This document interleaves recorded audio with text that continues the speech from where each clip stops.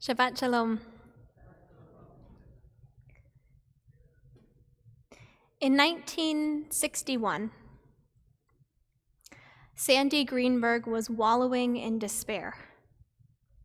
Up until that point in time, his life had felt full of promise. He was brilliant, musical, and athletic. He was the president of his high school senior class and the president of his high school student council. Upon graduation, he won a full ride to Columbia University, where he was pursuing his dream of becoming a lawyer. He had lots of friends and was dating the love of his life, Sue, whom he met in 6th grade. But in 1961, Sandy felt like all the promise of his life had abandoned him. For the previous several years, he'd been dealing with some vision issues, blurry vision and weird visual effects. An ophthalmologist misdiagnosed him, resulting in a botched treatment that exacerbated and accelerated his deteriorating vision, and ultimately forced doctors to perform a surgery because there was so much pressure built up in his eyes. They had to perform a surgery to relieve the pressure on his eyeballs, and in the process ended up destroying all of his remaining sight.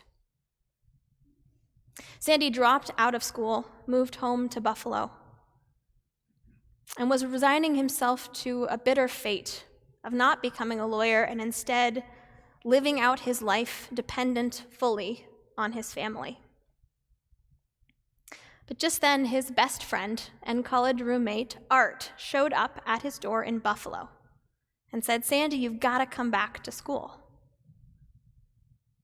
Sandy said, "How can I come back to school? I can't read.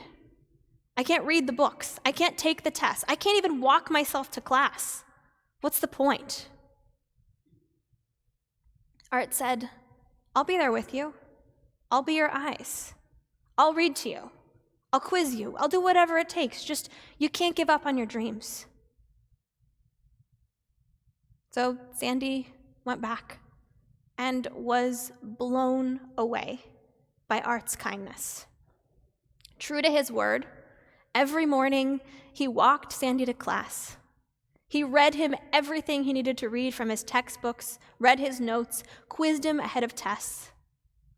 And because of Art's kindness and generosity, Sandy didn't just pass. His grades actually improved. He was able to take more classes and did better in those classes after losing his vision than he ever did before. That's not all that Art did for Sandy, though. There was one day the two of them were downtown. They'd gone for a visual aid appointment for Sandy that did not go well. At the end of the meeting, they needed to get back to campus rather quickly because Sandy had an appointment he couldn't miss. But suddenly, Art said, "Hey, Sandy, I'm sorry, I forgot I have a homework assignment. I need to stay downtown. I can't go back with you to campus. Are you going to be okay by yourself?" Sandy was freaking out. For so long, he had depended on Art to be his eyes, and now he had no choice. He had to go on his own, but he was afraid. He had no cane, no seeing eye dog. It was not easy. He bumbled his way back, bumping into things. He gashed his shin, he hit his forehead, he kept running into people. It was messy and complicated, but finally he made it back onto the right train. Finally, he made it off of that train on the right stop, managed to stumble his way back towards the right dorm. And just as he got to the entrance of the dorm, he smelled someone familiar and heard his friend Art's voice saying, "Welcome home." Up until that point, Art had supported him by standing by his side, by being his eyes, by doing things for him. But that day, Art helped him by stepping aside, by giving him the gift of independence, by teaching him that he could do it on his own. And because of that gift, because of both gifts, Sandy went on to become a lawyer and an entrepreneur and a philanthropist. Our parsha this week opens with a powerful phrase. Ra'eh, anochi noten lifnechem bracha u'klala. Behold, God says, I'm placing before you a blessing and a curse. A blessing if you follow in my ways, if you do my mitzvot, and a curse if you don't. It's a lovely idea. We all want to live in a world where if you do the right thing, you get rewarded. But it's theologically problematic. Because so often that's not how our world works. That's, of course, the premise of Rabbi Harold Kushner's famous book, When Bad Things Happen to Good People.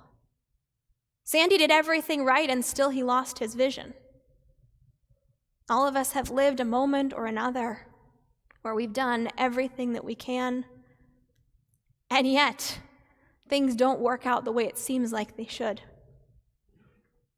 But there's a Rebbe, the Slonemer Rebbe, Rabbi Shalom Noach Berezovsky, a 20th century chassid, who brings another teaching which is both plausible and deeply helpful. He teaches that every single human on this planet is absolutely unique. Eino dome Adam la'Adam miyom briat Adam v'hala. Ever since the creation of the world, there has never been two humans that were exactly alike. Ve'ein Adam echad yachol letaken ma shechavero metaken. And it's not just that each of us is different, but no two humans can do the same work in the world. Each of us has repair work to do on this earth, and we are uniquely qualified for that. L'chol adam yesh et hashlichut ha'elyona shelo letaken davar milchad.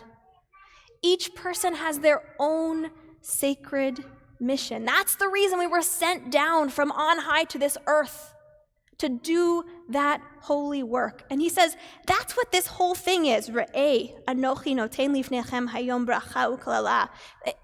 God says, I'm giving you a blessing and a curse. It's not so much like a reward and punishment system. No.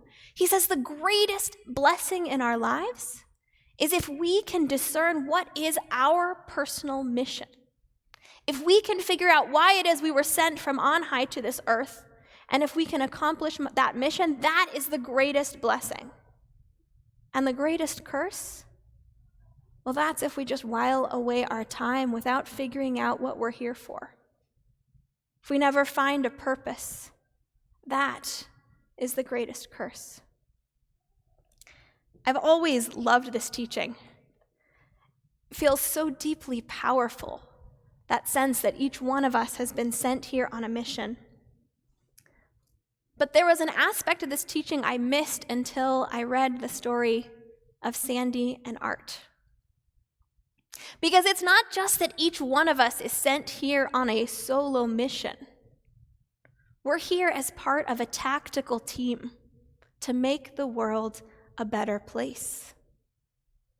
It's not enough for me to do just my work. I have the power to empower someone.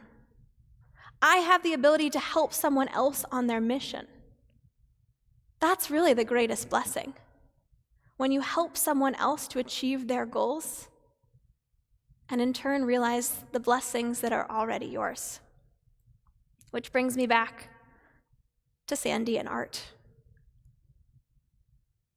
When Sandy first lost his vision, he used to complain that everything was darkness. So Art, in typical good spirits, started calling himself darkness. He would say, hey, darkness is here, ready to read the Iliad. Hey, darkness is ready to walk you to class. And Sandy would always reply, hello, darkness, my old friend. After graduation, Art reached out to Sandy. He had reconnected with an old high school buddy named Paul Simon. and wanted to record an LP. They had this grand vision, but the only problem was they were $400 short. So Art called Sandy and said, "Hey man, can you lend me $400? At the time, Sandy and his wife Sue had $404 in the bank. But he didn't hesitate. He gave Art that $400 check. And he and Paul Simon recorded a record which included The Sounds of Silence, based on their friendship, which went on to become a #1 hit and launched them into a fabulous musical career as the duo Simon and Garfunkel. When Art reflected on his relationship with Sandy, he said, "When I befriended Sandy, my real life emerged. I became a better guy in my own eyes and began to see who I was, somebody who gives to a friend." Art didn't just give to a friend. He literally made it possible for Sandy to complete his mission on this earth. Because of Art's kindness, going to Buffalo, persuading him to come back to school, reading to him, guiding him, teaching him that he could be independent, Sandy graduated at the top of his class. He became a lawyer and then an entrepreneur. He started all these cool businesses and all these cool technologies designed to help other people who had lost what he had lost, to help people dealing with blindness. And it didn't just stop there. Sandy also helped Art. Because of Sandy's loan, Art was able to launch his musical career. Both of them were empowered to complete their missions on this earth because of their friendship, because of their kindness, because of their connection. They got to reap the greatest blessing in life. What's true for Sandy and Art is true for us. Each one of us has been deployed to this earth on a mission. But it's not a solo mission. Each one of us holds the keys to someone else's dreams. Hello, darkness, my old friend. I've come to talk with you again. Shabbat shalom. Please